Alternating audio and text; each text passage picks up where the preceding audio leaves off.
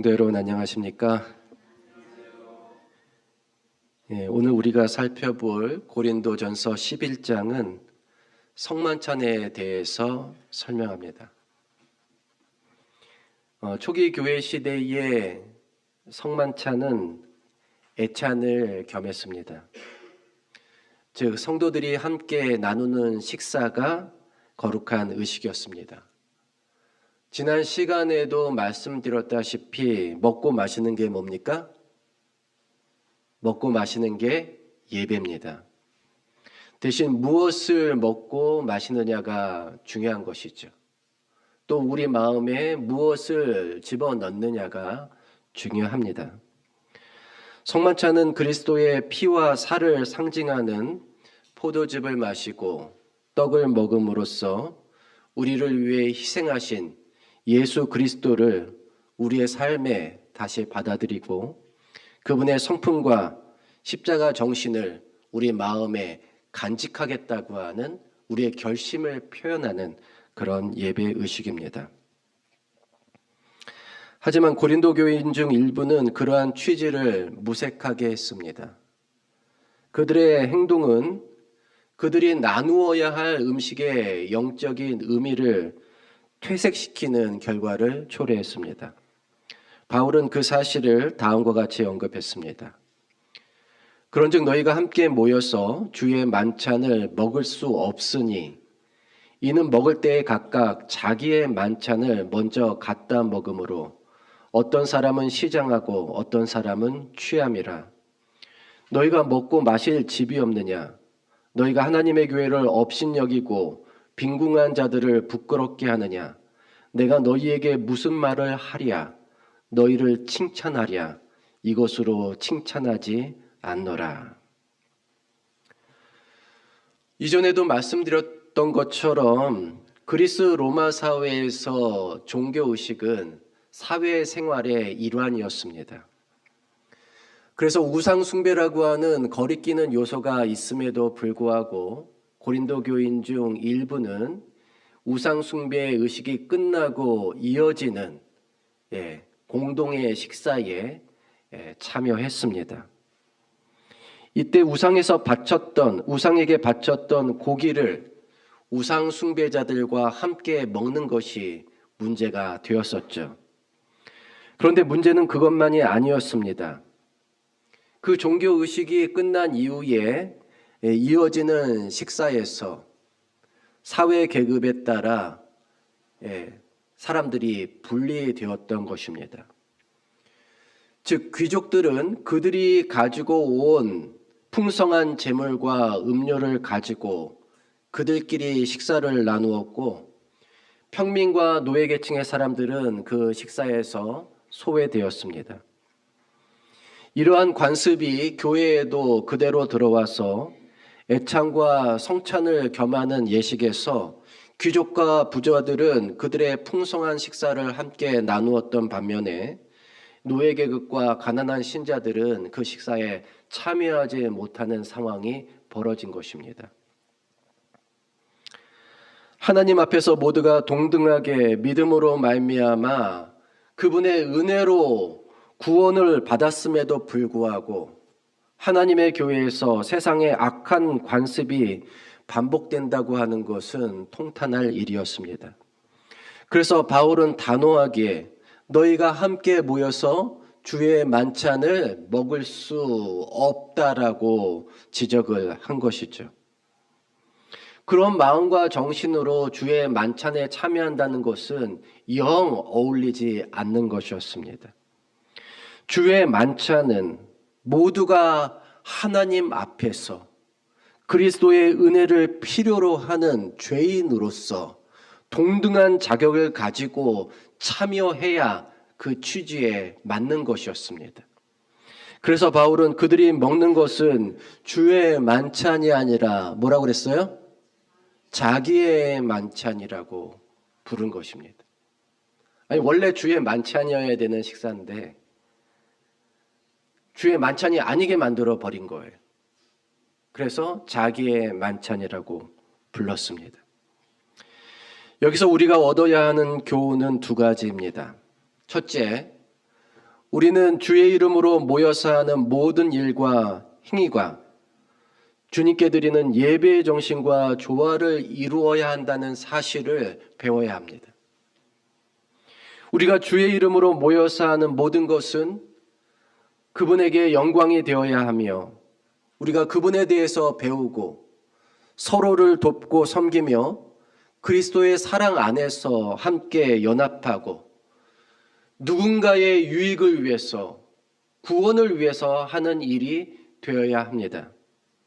그런데 그렇지 못할 때가 많죠. 예를 들어 우리가 주님의 이름으로 모이기는 했지만 그저 어떤 흥미를 쫓는다든지 나의 만족을 채우기 위한 목적에 초점을 맞춘다면 그러한 예배는 주의 만찬이 아니라 뭐가 되는 겁니까? 자기의 만찬이 되는 것입니다. 설령 겉으로는 주님의 영광을 위한 것이라고 하지만 속으로는 자신을 나타내려고 한다면 그러한 예배는 주의 만찬이 아니라 자기의 만찬이 되는 것입니다. 여러분, 우리는 자기의 만찬을 먹는 자가 아니라 주의 만찬을 먹는 자가 되기를 간절히 바랍니다. 우리가 배워야 할 두 번째 교훈은 교회에서 우리의 사랑과 관심으로부터 소외되는 사람이 없어야 한다는 것입니다. 신자들이 교회에 와서 일부의 사람들과는 어울리지만 그 외의 사람들은 모른 채 한다면 그건 역시 주님께 드리는 예배의 정신과 조화롭지 않은 것입니다. 교회의 이상은 무엇입니까? 모든 사람이 그리스도의 사랑 안에서 한 형제와 자매가 되어 서로 교제하고 연합을 이루는 것입니다. 때로 젊은 사람들끼리 있으면 공감대가 생기고 대화가 통하니까 참 편하죠. 그렇죠?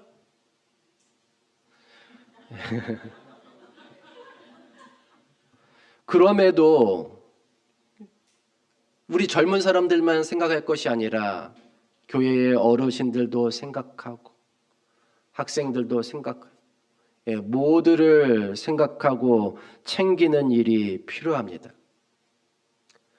그뿐 아니라 우리 중 누군가가 우리와 잘 어울리지가 않는데 어울리는 게 되지 않아서 조금 불편할지라도 함께하려는 노력을 기울여야 우리가 주님의 교회라고 할 수가 있는 것입니다.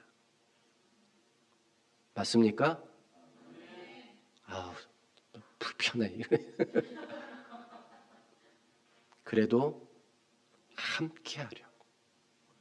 함께하려고 계속 노력을 해야 주의 교회고 그런 마음으로 예배해야 주의 만찬입니다. 그런 노력 없이 그저 그냥 편한 마음으로만 예배하려고 한다면 그건 주의 만찬을 먹는 것이 아니라 자신의 만찬을 먹는 그런 예배를 드리는 것입니다. 그런데 우리 모두가 함께하기 위해 노력해야 한다는 이 교회 정신에 대해서 그래 맞아. 교회는 함께해야 되는 것이지. 그런데 나는 함께 못하고 있으니까 나는 늘 피해자이고 교회에서 나는 배려받아 마땅하다고 하는 이런 생각 역시 주의 만찬에 어울리지 않습니다. 교회에서는 모두가 배려하고 배려받습니다. 물론 성숙한 신자가 덜 성숙한 신자를 배려하는 것은 마땅합니다. 그럴지라도 나는 덜 성숙하기 때문에 성숙한 자들에게 배려를 받아야 한다는 생각은 잘못입니다. 여러분, 우리가 교회에서 얻는 사랑과 관심은 하나님의 은혜로 주어지는 것이지 내가 주장할 권리는 아닙니다. 여러분, 사랑은 뭐가 아니에요? 권리가 아니라 은혜입니다. 대신 누구든지 겸손하게 주님 앞에 나오면 하나님은 자기 백성을 통해서 그에게 그분의 은혜를 나타내게 하십니다. 우리 모두가 그 은혜의 수혜자이며 동시에 그 은혜의 전달자가 되어야 합니다. 그래야 교회에서 아무도 그분의 사랑과 은혜로부터 소외되지 않는 사람이 생기지 않는 것입니다. 여러분, 우리는 하나님의 은혜의 수혜자이면서 동시에 뭐가 되어야 된다고요? 전달자가 되어야 합니다. 우리 모두가 그리스도 안에서 하나 되기 위해 노력함으로써 주의 성찬에 합당한 자들이 되기를 간절히 바랍니다. 바울은 이제 고린도 신자들과 함께 주의 성찬의 의미를 다시 곰곰이 생각해 보기를 원했습니다. 내가 너희에게 전한 것은 주께 받은 것이니 곧 주 예수께서 잡히시던 밤에 떡을 가지사 축사하시고 떼어 이르시되 이것은 너희를 위하는 내 몸이니 이것을 행하여 나를 기념하라 하시고 식후에 또한 그와 같이 잔을 가지시고 이르시되 이 잔은 내 피로 세운 새 언약이니 이것을 행하여 마실 때마다 나를 기념하라 하셨으니 너희가 이 떡을 먹으며 이 잔을 마실 때마다 주의 죽으심을 그가 오실 때까지 전하는 것이니라. 나는 자연인이다 같은 TV 프로그램을 보면 깊은 산속에 사는 사람들의 생각이 얼마나 순수하고 때로는 깊은지를 엿볼 수가 있습니다. 예를 들어 양식이 될 만한 식물을 채집할 때도 필요 이상을 취하지 않고 항상 동물들을 생각하며 그들과 공존하려고 하는 태도를 보입니다.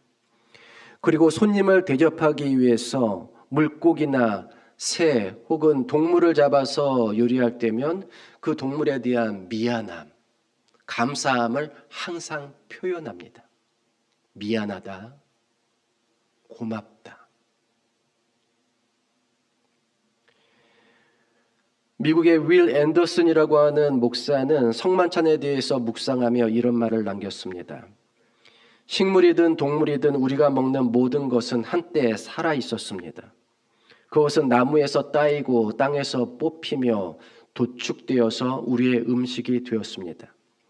모든 식사는 우리가 살기 위해서는 다른 존재가 죽어야 한다는 사실을 증언합니다. 육즙이 풍부한 고기를 즐기는 대부분의 사람은 자신을 위해 희생된 동물의 눈을 들여다본 적이 없습니다.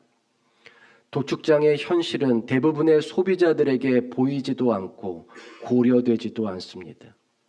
우리는 가축들이 치르는 희생을 기억하지 않은 채 혜택을 누리고 있는 것입니다. 여러분, 사실 이것은 공정하지 않은 것이죠. 내가 먹는 이 모든 것들은 어떤 생명의 희생을 통해서 주어지는 것입니다. 그러니까 우리가 항상 음식을 먹을 때 어떤 마음을 가져야 돼요? 고맙다, 미안하다. 그 생명을 우리가 취하니까 미안하다, 고맙다. 광야에서 고기를 먹으려는 사람은 가축을 성소로 데리고 와서 제단 앞에서 도살한 다음 그 피를 화목제물의 피로 제단에 바치고 그 고기를 이웃과 제사장과 함께 나누어 먹었습니다. 이는 우리가 섭취하는 음식의 신성함을 생각하게 하는 장면입니다. 고기 먹고 싶으면 어디로 가야 된다고요? 성소로 가야 돼요. 이거는 광야에서 있었던 일입니다. 이제 가나안에 정착한 뒤로는 조금 정책이 바뀌었어요. 광야에서는 고기를 먹고 싶으면 무조건 어디로 가야 돼요? 성소로 가야 돼요. 그리고 제사 지내야 돼요. 제사 지내면 그 가축을 내가 스스로 도살하고 그 피를 바치는 신성한 행위를 한 뒤에야 그 고기를 먹을 수가 있는 겁니다. 만약 우리가 구원의 은혜를 누리면서 그것이 어떤 희생을 통해서 우리에게 주어졌는지 기억하지 않는다면 그것은 정당하지 않은 일이며 영적으로도 우리에게 유익이 되지 않는 것입니다. 그래서 주님은 성만찬 예식을 통해서 자신의 희생을 기억하고 기념하라고 호소하고 계시는 겁니다. 여러분, 우리가 무엇으로 살고 있습니까? 하나님이 우리에게 주신 예수 그리스도의 생명과 그분의 사랑과 은혜로 살고 있는 거 아닙니까? 우리가 그것을 취하여 먹음으로 사는 거 아닙니까? 그렇다면 우리가 어떤 마음을 가져야겠습니까? 감사, 미안함.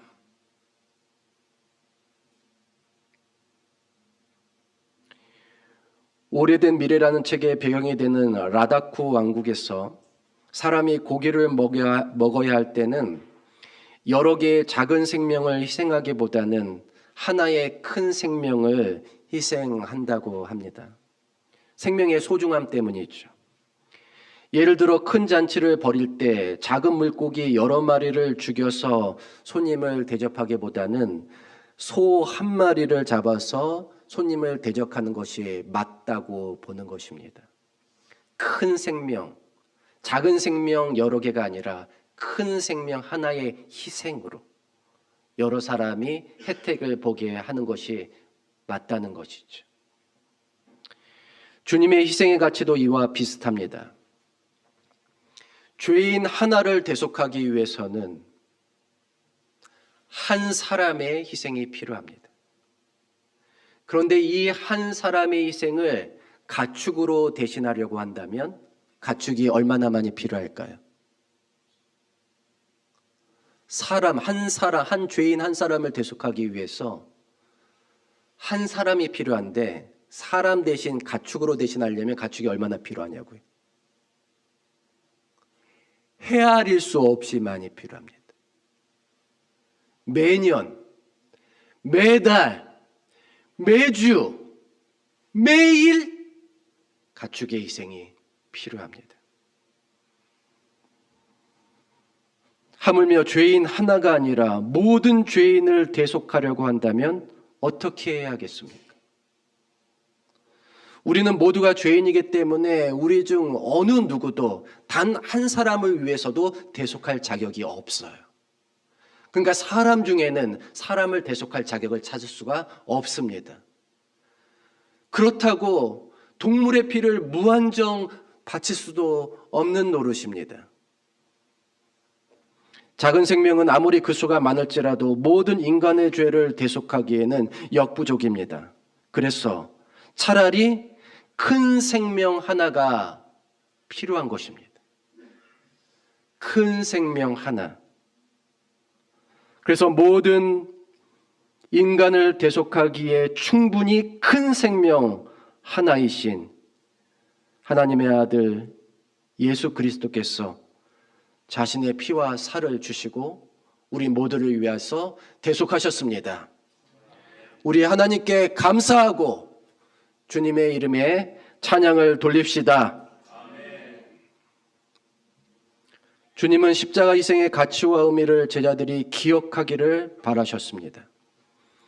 그래서 그분의 살과 피를 상징하는 떡과 포도즙을 나누어 주심으로 그분과 우리 사이에 맺어진 영원한 언약이 기억되고 유지되기를 바라셨습니다. 그뿐 아니라 우리가 한 몸과 한 피에 연합함으로써 이제 우리가 하나의 교회를 이루었음을 우리가 잊지 않고 기억하기를 바라셨습니다. 오늘 우리가 나눌 주님의 살과 피는 바로 이러한 의미입니다. 모든 죄인을 대속하기 위해 희생하신 큰 생명 예수 그리스도의 죽으심을 기억하는 것입니다. 또한 우리와 그분 사이에 맺어진 영원한 언약 관계를 기억하는 것입니다. 그리고 그리스도의 안에서 우리가 진족교회를 이루게 되었다는 사실, 그리고 우리가 서로에게 영원한 관계를 이루게 되었다는 사실을 기억하고 다시 한번 이 관계에서 떠나지 않기로 다짐하고 결심하는 것입니다. 여러분, 우리를 위해 치르신 주님의 희생을 잊지 맙시다. 그리고 그분과 영원한 언약에서, 그분과 맺은 영원한 언약에서 떠나지 말기를 간절히 바랍니다.